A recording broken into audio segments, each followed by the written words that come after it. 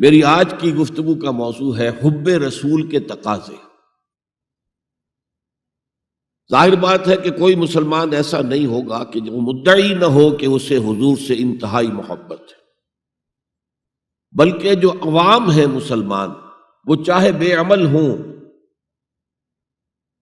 لیکن ان میں جو حمیت اور غیرت رسول کے لیے ہے صلی اللہ علیہ وسلم، کہ ان کی حرمت پر کٹ مرنے کے لیے تیار رہتے ہیں،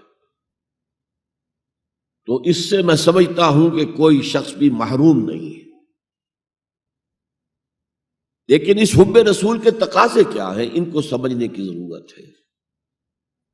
کہیں ایسا نہ ہو کہ ہم تو اپنے تئیں یہ سمجھتے رہے کہ ہم بہت عاشق رسول ہیں، محب رسول ہیں، لیکن آخرت میں جا کر قیامت کے دن ہم پر راز کھلے کہ نہیں، اللہ کو تو یہ شے قبول نہیں ہے، تمہارا دعویٰ رد ہے۔ اس ضمن میں سب سے پہلے آپ کے سامنے ایک فارمولہ رکھنا چاہتا ہوں۔ دیکھیے، اسلام کا تقاضا کیا ہے؟ اللہ کی اطاعت کرو اور اللہ کے رسول کی اطاعت کرو، یہ بنیاد ہے۔ حاکم مطلق اللہ ہے، شارع حقیقی اللہ ہے، اور اس کے نمائندے کی حیثیت اس کے رسول کو حاصل ہے صلی اللہ علیہ وسلم۔ اطیعوا اللہ و اطیعوا الرسول۔ اس سے جو انحراف کرے گا، میں نے ابھی آپ کے سامنے سورہ آل عمران کی 2 آیتیں پڑھی ہیں۔ قُلْ إِن كُنتُمْ تُحِبُّونَ اللَّهَ فَاتَّبِعُونِي يُحْبِبْكُمُ اللَّهُ۔ اے نبی، ان سے کہہ دیجئے اگر تم اللہ سے محبت کرتے ہو تو میرا اتباع کرو، میری پیروی کرو، اللہ تم سے محبت کرے گا۔ وَيَغْفِرْ لَكُمْ ذُنُوبَكُمْ، اور تمہاری خطائیں بھی بخش دے گا۔ وَاللَّهُ غَفُورٌ رَحِيمٌ، اور اللہ تو غفور بھی ہے، رحیم بھی ہے۔ قُلْ اطیعوا اللہ وَالرَّسُولَ، کہہ دو اطاعت کرو اللہ کی اور اللہ کے رسول کی۔ فَإِن تَوَلَّوْا، پھر اگر وہ اس سے روگردانی کریں، فَإِنَّ اللَّهَ لَا يُحِبُّ الْكَافِرِينَ، تو اللہ کو ایسے کافر پسند نہیں ہے۔ یعنی اطاعت رسول سے انکار، اللہ کی اطاعت سے انکار، گویا کہ انسان دائرہ اسلام سے خارج ہو گیا۔ تو اطاعت اللہ کی، اطاعت رسول کی، یہ تو اسلام کا بنیادی مطالبہ ہے۔ اگر یہ بھی نہیں ہے تو پھر کچھ نہیں، اگر یہ نہیں تو بابا پھر سب کہانیاں۔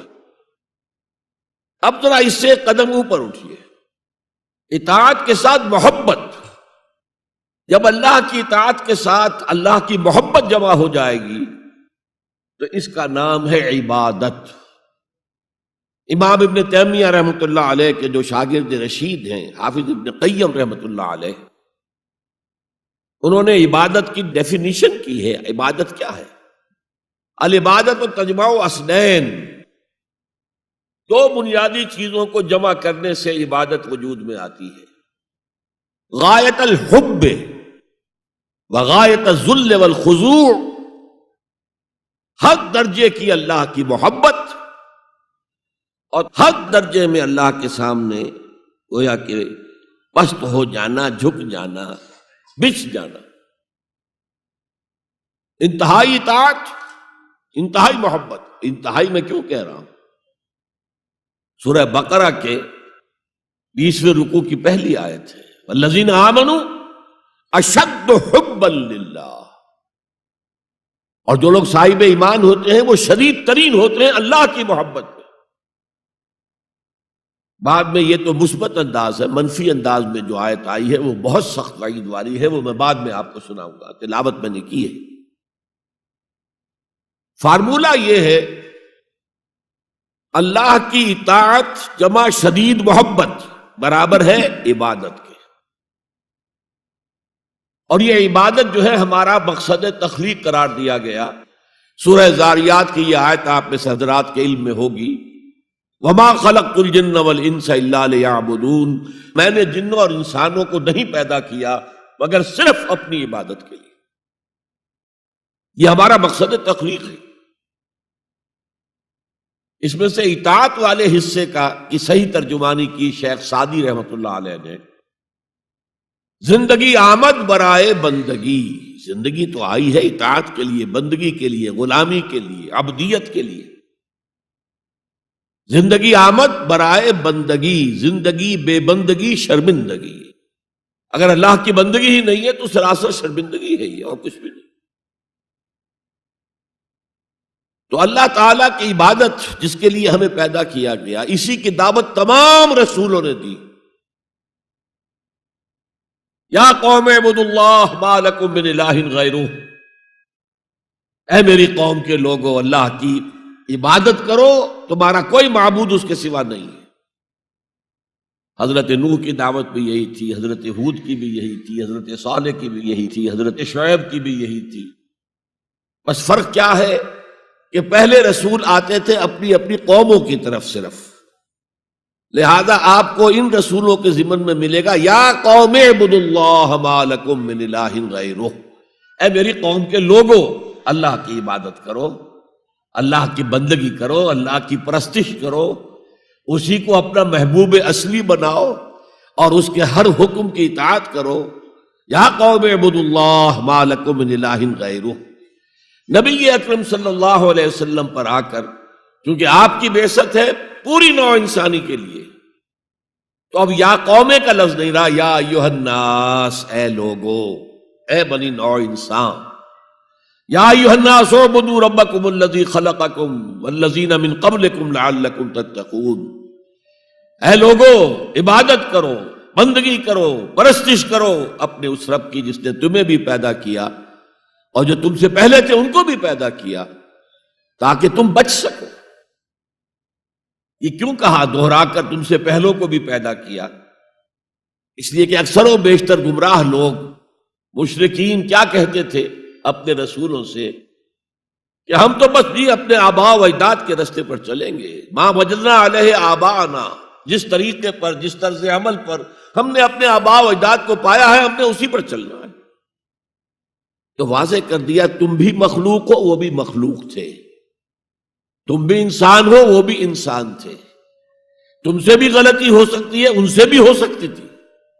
لہذا یہ اصول نہیں ہے کہ جو بھی آباء و اجداد کی ریتیں ہیں، رسمیں ہیں، طریقے ہیں اور جو ان کے عقیدے ہیں انہی کو آپ لے کر چلیں، بلکہ آپ تو تلاش کریں صحیح عقیدہ کیا ہے، صحیح زندگی گزارنے کا طریقہ کیا ہے، اس کو اختیار کریں۔